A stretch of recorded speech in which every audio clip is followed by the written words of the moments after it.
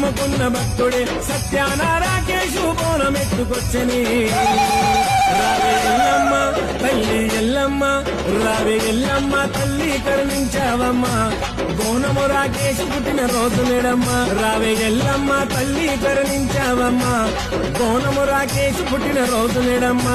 నెత్తి మీద తల్లి నెత్తి మీద తల్లి నెత్తి మీద బొట్ల బొట్ల బోనమెత్తుకున్నడే కత్తి చేత బట్టి పట్టు చీర కట్టుకున్నడే